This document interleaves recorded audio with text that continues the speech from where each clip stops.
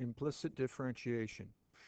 Some equations are written explicitly, others are written implicitly. If a function is written explicitly, it has y on one side by itself, and the other side only has numbers and x's.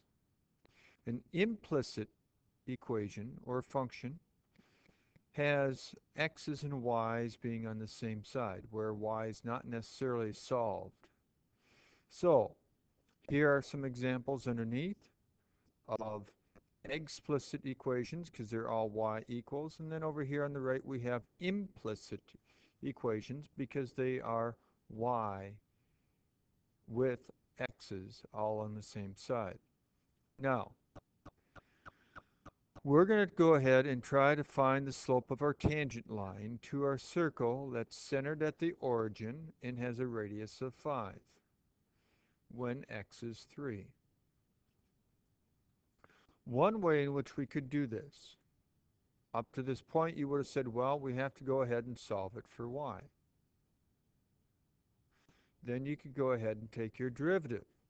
Remember that your square root is really a 1/2 power, so you put your 1/2 in front, decrease your exponent by 1, multiply it by the derivative of the inside.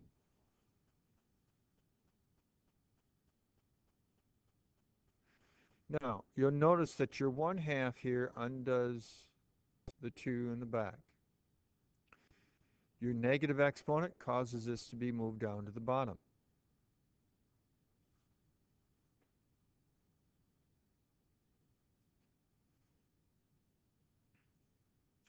Well, to answer our question then, we need to actually just go ahead and plug in our x-coordinate, which is 3, and we get our answer of plus or minus 3/4. That's one way we could do this problem.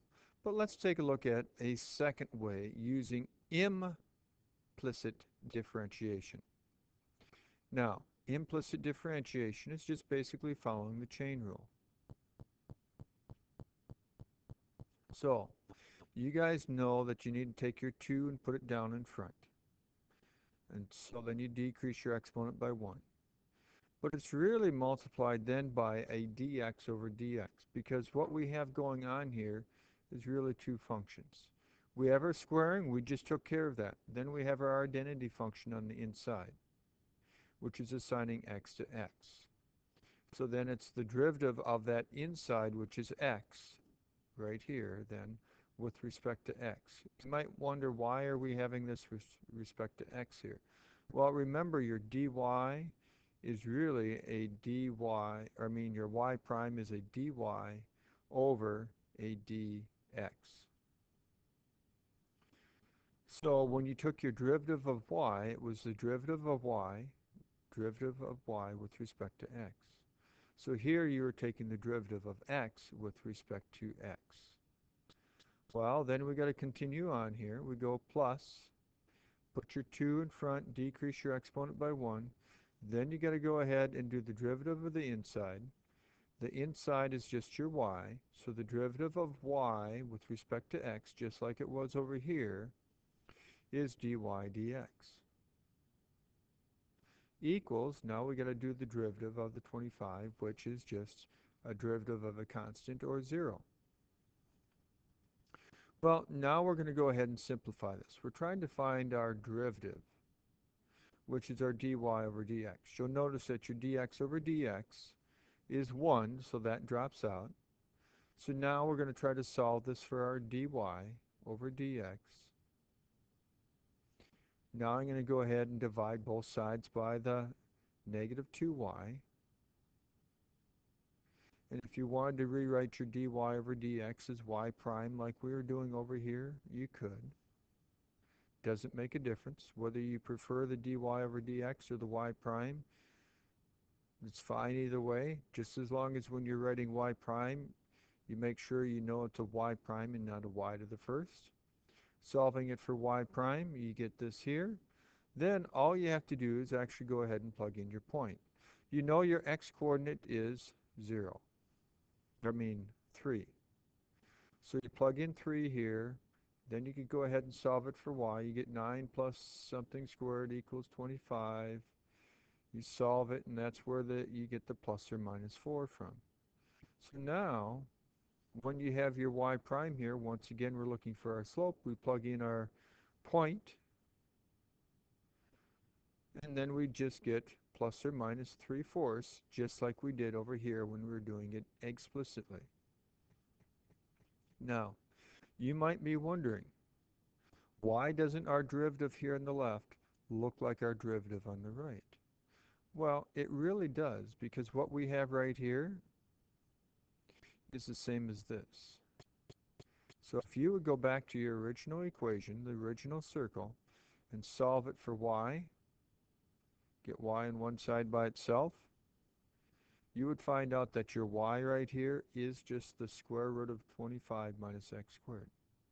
So it's really the same derivative. There are times, though, it's going to be a lot easier to use implicit differentiation than it is explicit, because sometimes it's hard to get y on one side by itself.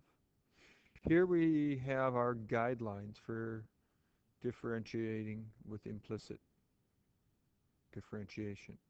So take your derivative with respect to x. Remember to have a dy dx whenever you take the derivative of y.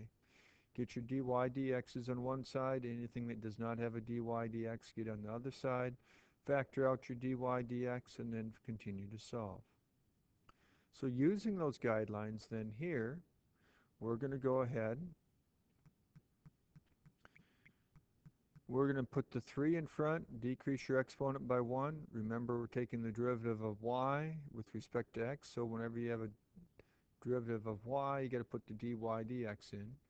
Plus, put the 2 in front, decrease your exponent by 1, derivative of y with respect to x, minus a 5, but then we have our y here, the derivative of y with respect to x, minus your 2, decrease your exponent by 1, derivative of your x with respect to x, which does reduce down to 1, equals, and then the derivative of a constant is 0.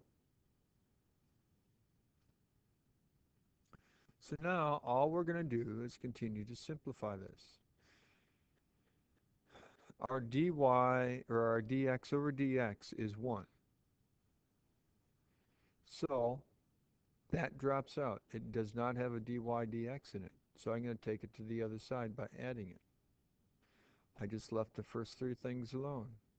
Now on the left side they all have a dy dx. So I'm going to factor out that dy dx. Then I'll look at what I have left. Still equal to my 2x. Then get dy dx by itself by doing a little bit of dividing. So divide both sides by your parentheses. And we're done.